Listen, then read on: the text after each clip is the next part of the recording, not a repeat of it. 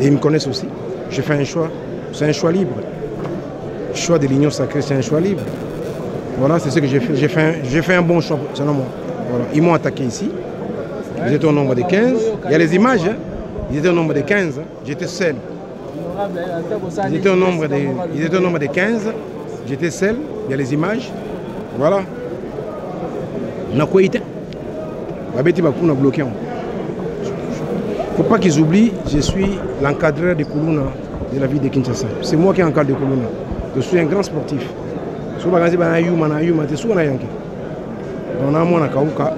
m'ont attaqué, il y a les images.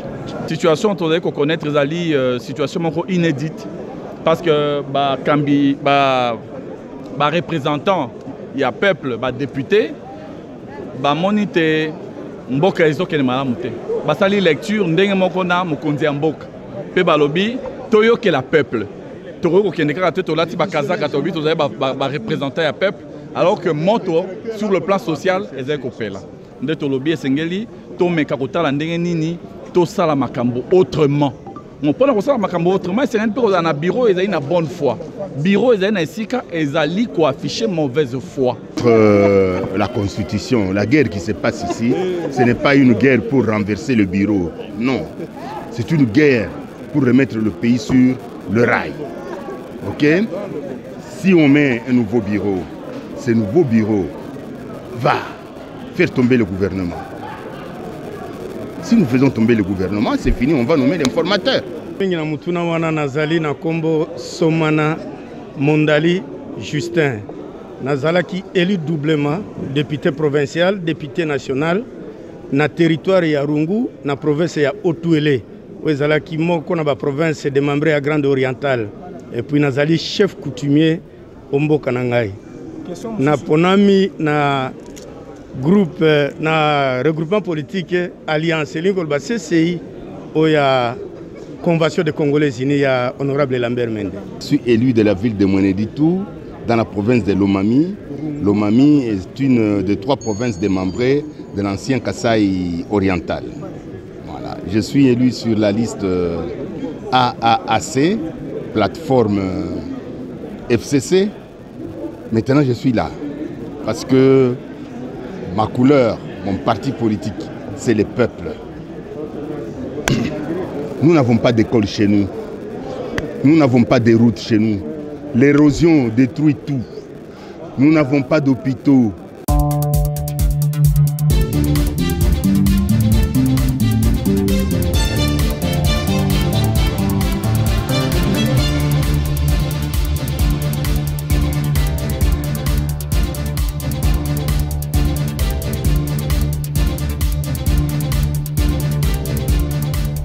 Pour représenter le peuple. Et ça, nous sommes autopona pour nous faire la représentation. Alors, nous avons fait na biso et ça est automatique. Et ça est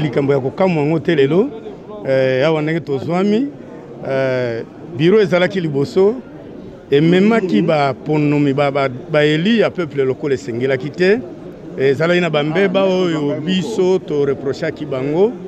C'est alors que comment qui pétition tant au chef de l'État benga qui consultation et zalaki na ba kende ki baso ba kende kité. Alors biso to komona que vision ya mokonzi kolo ezali malamu esengeli biso to soutenir yango bongo to tiaki maboko na mukanda o ebengami na kombo pétition nga nazali moko ya ba pétitionnaire na tiaki maboko po tolingi mboka efungwa matolingi mboka ekene liboso pour que toi adhérer na vision ya chef de l'État ne bureau na to salaki pétition règlement intérieur na biso lobi mukolo pétition koti na bureau banda mukolo wana bazana mukolo misato 72 heures pour que plénière ebenga mana doyer d'âge yango to bandi awa pour que to constater présence ya bureau ya sikawe za ko analyser likambo etali pétition wana ni pe oza eli ya mboka nini pe ya parti politique nini matondo mingi na mutuna wana nazali na kombo Somana Mondali Justin nazalaki élu doublement député provincial député national na territoire ya Rungu na province ya Otuele ezalaki moko na ba province démembrée à Grande Orientale et puis nazali chef coutumier Omboka Nangai na ponami na groupe na regroupement politique alliance elingo ba CCI oya convention de Congolais unis ya honorable Lambert Mende.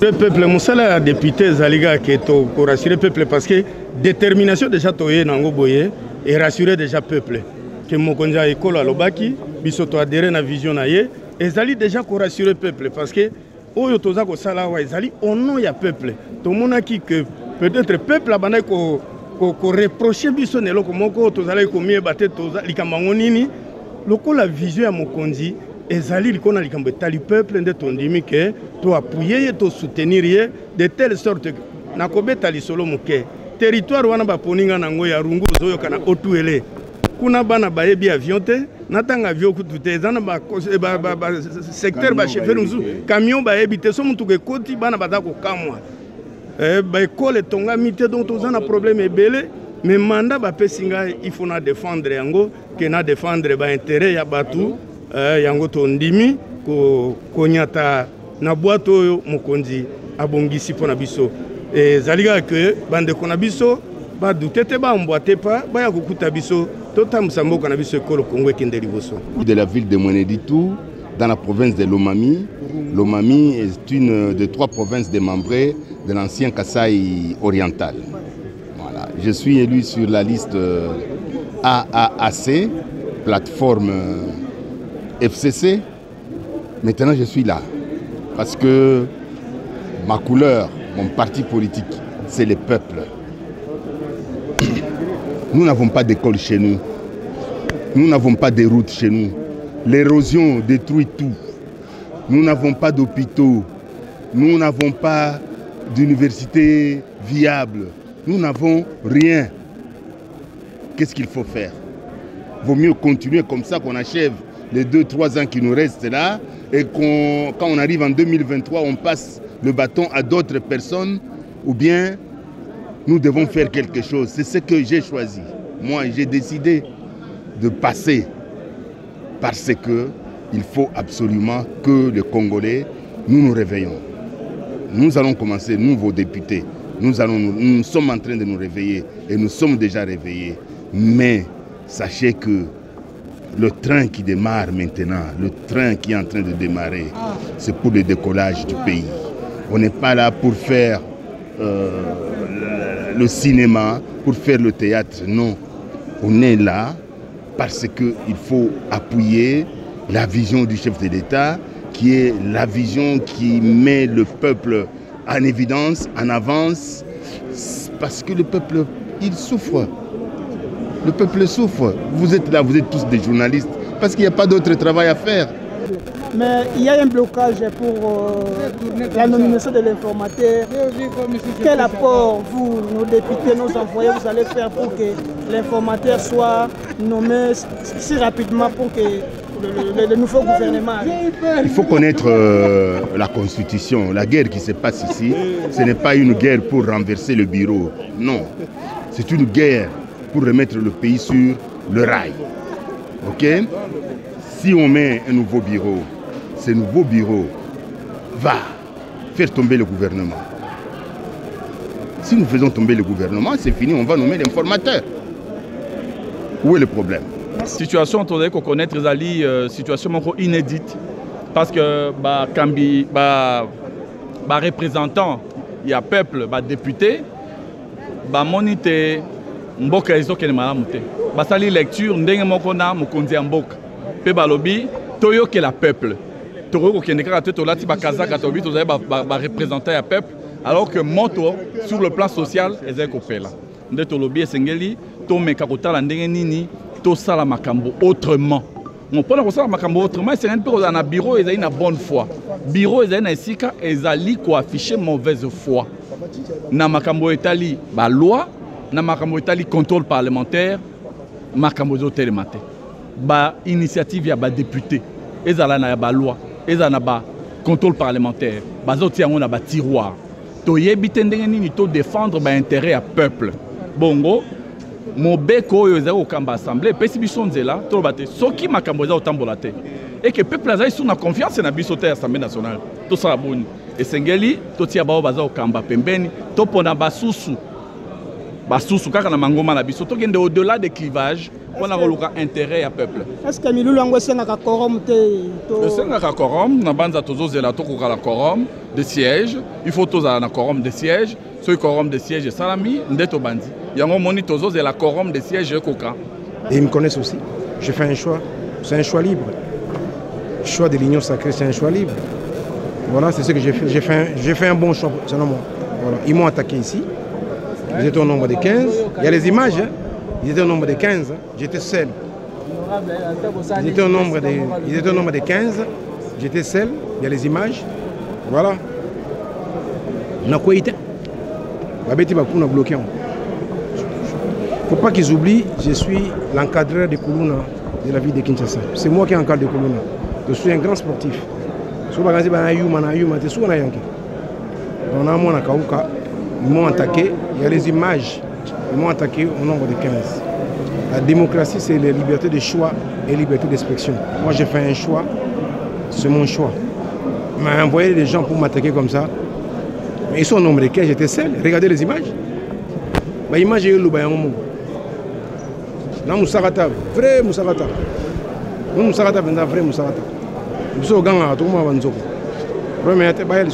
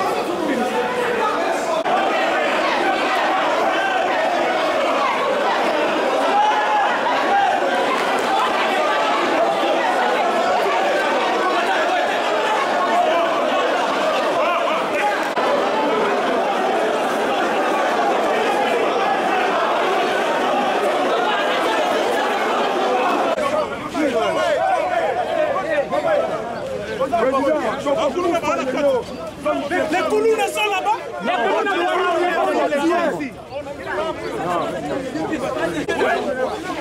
Les terminaux aujourd'hui.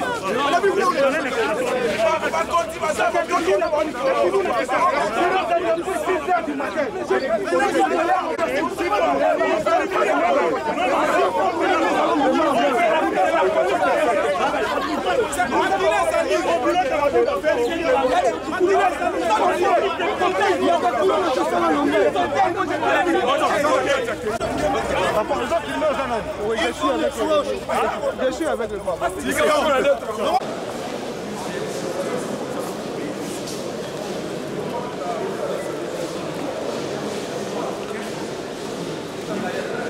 Une programmation, pas programmée. Tu vas la lier en ligne, il sera la langue de